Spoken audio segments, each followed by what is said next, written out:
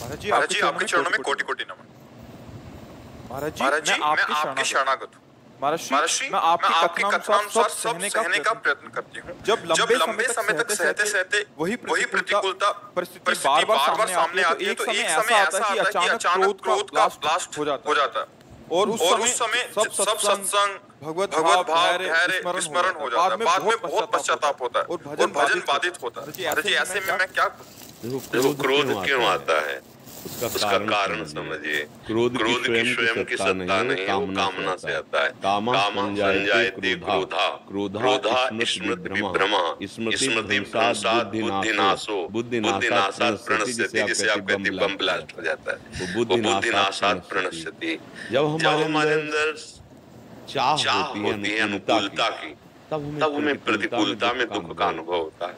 अनुकूलता की चाह वो भगवान से नहीं होती है, वो भगवत भाव की नहीं होती है, वो शरीर सम्मान की होती है, शरीर भोगों की होती है, शरीर प्रियता की होती है। यही अज्ञान है। अज्ञान के कारण ही हमारे अंदर कामना, चाह, वासना, स्पृहा, तृष्णा ये रहती हैं। और इनकी पूर्ति जब होती है तो लोभ वृत्ति बढ़ती है, और जब इनकी पूर्ति में बाधा पड़ती है तो क्रोध वृत्ति आ जाती है। मूल पर दृष्टि डालिए। मूल जो है वो सुख की चाह है, सम्मान की चाह है, आदर की चाह है। ये क्यों है?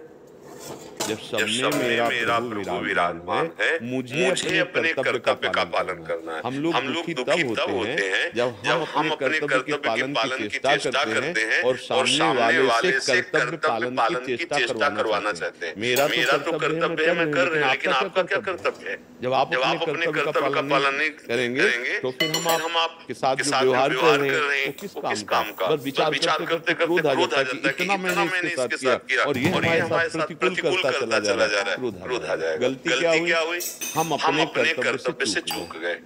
हमें अपना कर्तव्य देखना, जब सामने वाले के कर्तव्य को देखने लगते हैं इसका हमारे प्रति क्या कर्तव्य है, वहीं क्रोध आ जाएगा, वहीं बात बिगड़ जाएगी। केवल हम अपना कर्तव्य देखें और उस यश करोषी जो कर रहे हैं भगवान को समर्पित कर दे, भगवान देख रहा है, तो आप कभी दुखी नहीं होंगे। आपको क्रोध परास्त नहीं कर पाएगा। लेकिन जहाँ हम दूसरे को देखते हैं कि इसका क्या कर्तव्य बनता है, जब मैंने इसके साथ इतना किया तो इसका भी कर्तव्य बनता है मेरे साथ, अब वो नहीं कर रहा तो हमें क्रोध आ जाएगा। हमारी गलती है। अध्यात्म क्या करता है? अपने को ऊंचाई पे चढ़ाता है, जहाँ काम क्रोध लोभ मोह मत्सर छू न सके। दूसरे पर वो भगवत भाव करता है। जिस समय वो प्रतिकूल व्यवहार कर रहा है उस समय मेरा क्या कर्तव्य है? कभी आप विचलित नहीं होंगी। जब आप उसके कर्तव्य को, उसके व्यवहार को, फिर तो विचलता हो ही जाएगी।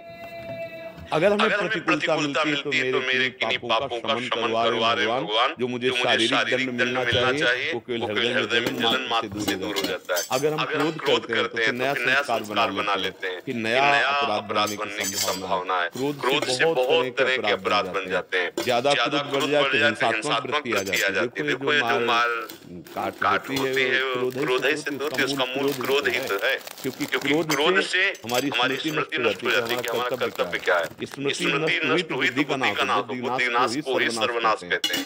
बुद्धि गई तो जैसे अगर सारथी ड्राइवर नशे में है तो एक्सीडेंट पक्का होगा, फिर घटना में क्या हो जाए। ऐसी अब इतनी प्रियता थी और धीरे धीरे प्रतिकूलता का इतना भाव बन गया कि जिससे वो प्रियता करता था उसको जहर दे दिया। उसी के साथ मृत्यु का खेल खेलने लगा। हुआ क्या?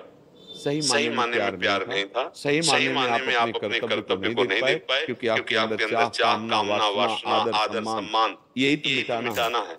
संसार में इसी की सत्ता मानी जाती है। परमार्थ इसी की सत्ता को मिटा देता है। देखो जो इस परमार्थ का योद्धा होता है, एक आदमी स्तवन करे और एक आदमी निंदा करे, दोनों के लिए समान भाव उसका होता है। क्योंकि उसकी बुद्धि है वो निंदा कर रहा है, उसकी बुद्धि वो स्तवन कर रहा है। लेकिन हम क्या है? ना हमें स्तुति से मतलब, ना निंदा से मतलब, ना मान से मतलब, ना अपमान से मतलब। तो हमारी बात बन जाएगी, क्योंकि वो बाहरी केवल साउंड से निंदा स्तुति हो रही, अंदर सबके भगवान विराजमान। शुद्ध परमार्थ अध्यात्म के बिना इन विकारों पर विजय प्राप्त नहीं की जा सकती।